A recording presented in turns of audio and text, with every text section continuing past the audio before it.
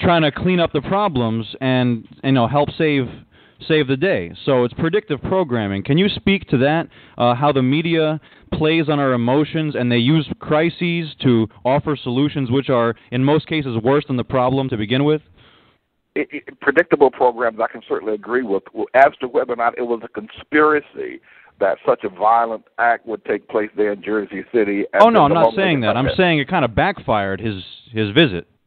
Oh, I see. Oh, yes. And then a week later, the corruption scandal broke. Yeah, okay, I understand your question now. The media, there are a couple of things going on. One is that the media, they themselves have promoted Obama simply because it's good for their bottom line. It is not about patriotism anymore. It's not about the sanctity of this nation, its greatness. It isn't about sacrifice anymore. It's about the bottom line. Here it was this alleged black man who obviously spoke well. A number of people were inspired by him, but he was also very controversial. So, I mean, he could sell commercials. Obama has made a number of people in the television and news industry absolutely wealthy just by the way. Well, the Obama girl is actually from Jersey City. Did you? Yeah. And not to mention Obama Fried Chicken in Brownsville, Brooklyn. Yeah, I know about Obama Fried Chicken. I think someone from the Obama camp asked them to please remove that name off of their business establishment. I don't know if they did or not. Yeah. I was about to say a lot of other businesses have the Obama name to it, but I don't think it's appropriate for me to tell you that joke.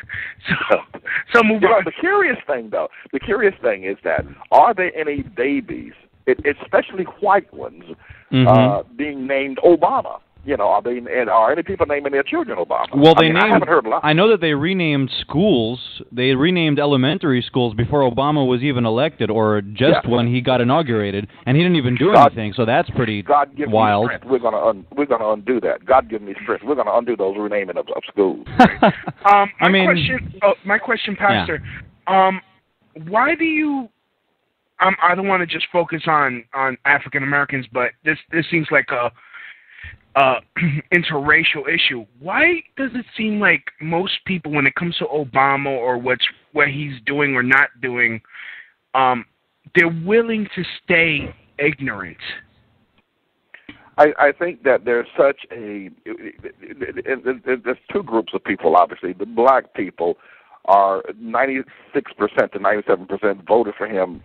Blatant racism. The first time in American history, black people have had the opportunity to demonstrate how much they dislike this nation en masse. And so that's the reason for their doing it. But a number of white people feel guilty or felt guilty. And they feel guilty not so much, and most of them are able to departmentalize and recognize that they took no part in slavery. They don't even know anybody who did. Not even sure if their parents or forefathers or anybody else took any part in it. So they recognize that they are absolved from that responsibility, a level of guilt. What white people who did vote for Obama feel guilty about is that when they look at what has happened with the black or African-American people as a group here in America, and they see the continued suffering, the high level of misery, the high level of inability for black people to move forward no matter what you do, no matter how much money you throw at them, no matter how many legislatures or governors or senators you make as black people, for black people rather, to represent them, they are still doing miserable. And so a number of white people felt, well, let me do something. Let me do something charitable. Let me have my vote is supported. I have some influence in the world. Let me give something to the black community by supporting Obama. But it didn't really become about that until the last minute, though. Well, I think that by the time that Ted Kennedy, the late Ted Kennedy, got to Georgetown University to make that statement with Caroline Kennedy, it had reached a groundswell. And people just started jumping on the bandwagon. Let's help black people. Let's do something for black people. Because it was about electing a Democrat first. Let's do something to help them. Absolutely.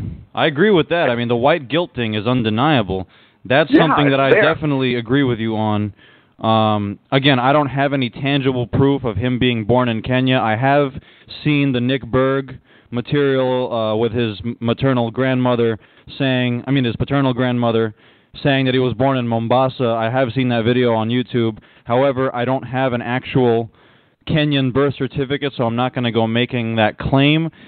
So in a nutshell, my beef with this birther movement is the fact that they have no actual tangible evidence to back up their claim. And furthermore, if Obama really is in the hands of these wicked controllers of this New World Order, quote-unquote, why would they need to fake his birth certificate if he's already in their breast pocket?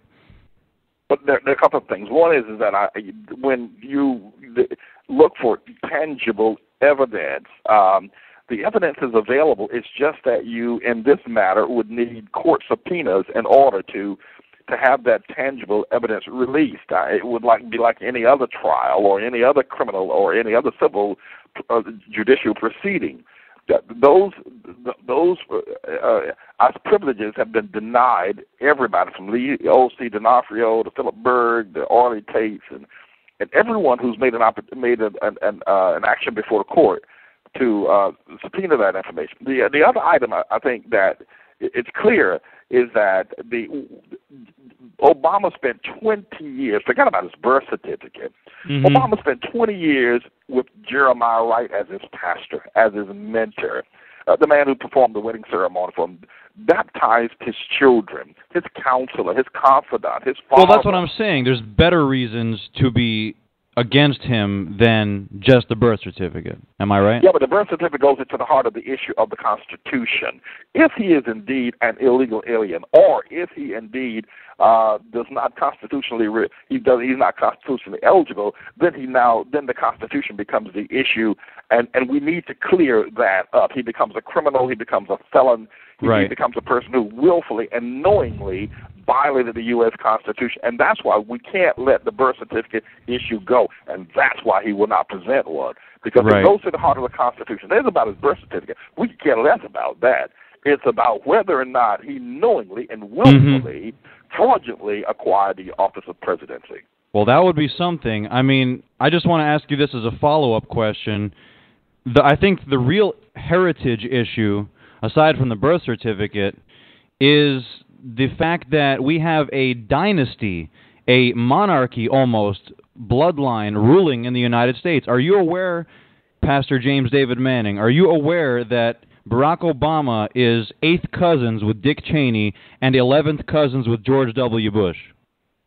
Well, I've heard about that. Obama made the joke early on in the general primary election that he both of these men admit, all three of them admit that fact, by the way. Yeah, but I think in the terms of the general sense of a dynasty, like the Roman emperors or the pharaohs of old, or even the monarchy that we have in England, or the monarchy that was once in Russia prior to the Bolshevik Revolution, I think it is not quite as clearly defined in terms of bloodlines. And if whatever you do, don't tell black people that Obama belongs to a dynasty. You're going to break their heart because they think he belongs to them. So please keep that quiet. Yeah, well, Chris Matthews of MSNBC admitted the fact that not only is this true, what I just stated, and, he was on Tavis Smiley also, Barack Obama, saying that he's cousins with Dick Cheney, laughing about it. But Chris Matthews actually reported on the fact that Obama is related to 6 other U.S. presidents. It's interesting. So what does that say? That he's cousins with George Bush and Cheney, in America, and he's the next president right after Bush and Cheney, and he's related to both of them. How is that possible unless we have these intermarrying crime families that rule over us with no trouble at all? Well, I would want to see more conclusive evidence of that. I don't know if it's in Lynn Cheney's memoirs. Dick Cheney's wife is the one who initially broke the story. Yeah.